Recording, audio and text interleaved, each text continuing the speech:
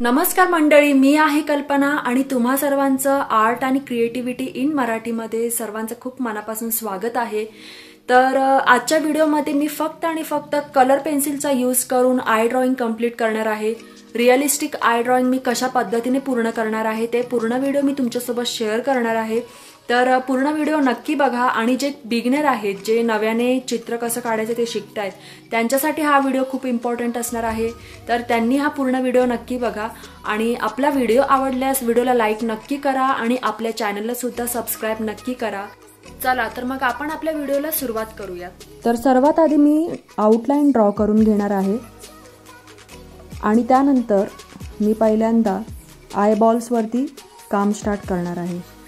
त्याचे जे डिटेलिंग्स आहे ते आपण हळूहळू ॲड करत जाऊया प्रॉपर।